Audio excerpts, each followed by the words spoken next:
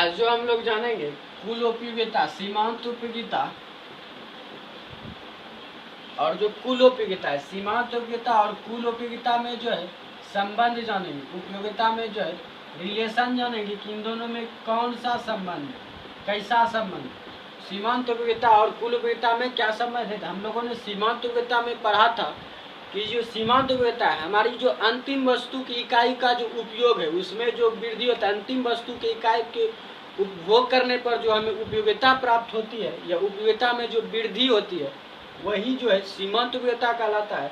लेकिन कुल उपयोगिता जो वस्तु की कुल उपयोगिता जो है, वस्तु की किसी वस्तु की कुल उपयोगिता जो है किसी वस्तु की जो कुल उपभोग की जो पूरी जो उपभोग की जो उपयोगिता है वही जो कुल उपयोगिता कहलाती है।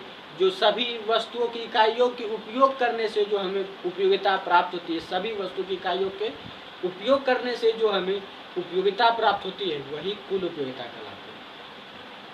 अब समझेंगे इन दोनों में रिलेशन क्या है, सीमांत उपयोगिता और कुल उपयोगिता में रिलेशन क्या है। हमने जो ये जो सारणी जो है ये हमने जो है कुल उपयोगिता का जब हम पढ़ाई कर रहे थे या चर्चा कर रहे थे तब जो हमने ये तालिका बनाई थी। जो हम मान लें कि वस्तु एक की जब हम वस्तु की इकाई जो एक वस्तु की इकाई का हम उपभोग करते हैं हमें सीमांत उपयोगिता 40 प्राप्त होता है, तो हमें कुल उपयोगिता भी उतनी ही प्राप्त होगी। लेकिन जब हमने वस्तु की 2 इकाई का उपभोग किया, दूसरी वस्तु की इकाई का उपभोग किया, तो सीमांत उपयोगिता जो हमें 30 प्राप्त हुई, 30 यूटिल प्राप्त हुई। और जो कुल उपयोगिता 40 + 30 दोनों जो है जुट गए, जो हमें 70 प्राप्त हुई। फिर थर्ड में जो 20 सीमांत उपयोगिता प्राप्त हुई, 70 + 20 90 जो है कुल उपयोगिता प्राप्त हुई। यहाँ पर हमें ये देखना है कि सीमांत उपयोगिता जब प्लस में है, यहाँ से यहाँ तक जो है धनात्मक है, यहाँ से यहाँ तक जो सीमांत उपयोगिता धनात्मक है। फिर यहाँ पर जो सीमांत उपयोगिता 0 हो गई है, फिर यहाँ जो है ये ऋणात्मक है, ये जो है ऋणात्मक है। हमें यहाँ पर गौर करना है कि जब धनात्मक है, सीमांत उपयोगिता धनात्मक है, चाहे वह सीमांत उपयोगिता प्लस धनात्मक में घट रही हो या बढ़ रही हो, इससे कोई फर्क नहीं पड़ता। यहाँ पर घट रही है, सीमांत उपयोगिता घट रही है लेकिन धनात्मक रूप से घट रही है। यहाँ पर घट रही हो या सीमांत उपयोगिता बढ़ रही हो लेकिन धनात्मक रूप में यदि हो तो जो है कुल उपयोगिता बढ़ती है। जब सीमांत उपयोगिता जो है धनात्मक रूप में होती है तब जो है कुल उपयोगिता बढ़ती है। यहाँ पर देखिए चाहे जो सीमांत उपयोगिता घटी क्यों न हो, यहाँ देखिए सीमांत उपयोगिता जब धनात्मक है, यहाँ पहले कुल उपयोगिता 40 थी, फिर 70 हो गई, फिर 90 हो गई, फिर 100 हो गई। यहाँ जब जो है इस तालिका से हम समझ सकते हैं सीमांत उपयोगिता और कुल उपयोगिता में संबंध कि सबसे पहला जो संबंध है सीमांत उपयोगिता का, जो सबसे पहला संबंध है वो ये है कि जब सीमांत उपयोगिता धनात्मक में होती है, चाहे सीमांत उपयोगिता घट ही रही हो, तब जो है कुल उपयोगिता बढ़ती है। यहाँ पर देखिए बढ़ रही है, 40 से 70, 70 से 90, 90 से 100।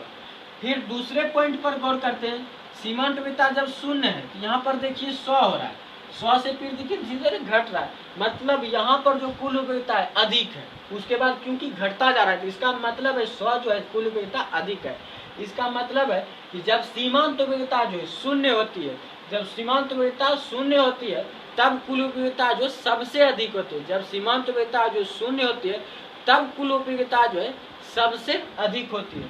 फिर वही हम तीसरे पॉइंट पर गौर करते हैं, जब सीमांत उपयोगिता ऋणात्मक है, जब सीमांत उपयोगिता ऋणात्मक है तो देखिए कुल उपयोगिता जो घट रही है, यहाँ पर 100 से 90 हो गई, 90 से फिर 70 हो गई, घट रही है।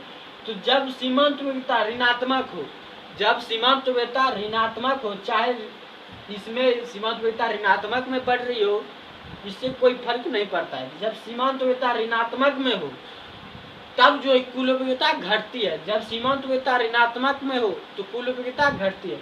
तो सीमांत उपयोगिता और कुल उपयोगिता में जो है कुल 3 संबंध है। पहला, जब सीमांत उपयोगिता धनात्मक हो तब कुल उपयोगिता बढ़ती है, चाहे सीमांत उपयोगिता घटी क्यों न रही हो। दूसरा, जब सीमांत उपयोगिता 0 में होती है, जब सीमांत उपयोगिता 0 होती है तब जो है कुल उपयोगिता सबसे अधिक होती है, कुल उपयोगिता सबसे अधिक होती है। वहीं तीसरा पॉइंट है, जब सीमांत उपयोगिता ऋणात्मक होती है तब कुल उपयोगिता घटती है, चाहे ऋणात्मक में ही जो है सीमांत उपयोगिता बढ़ ही क्यों नहीं रही। तो जो ये 3 पॉइंट है, जब सीमांत उपयोगिता धनात्मक होती है तो कुल उपयोगिता बढ़ती है, जब सीमांत उपयोगिता शून्य होती है तो कुल उपयोगिता सबसे अधिक होती है, जब सीमांत उपयोगिता ऋणात्मक होती है तो कुल उपयोगिता घटती है। ये कुल 3 संबंध है सीमांत उपयोगिता और कुल उपयोगिता में।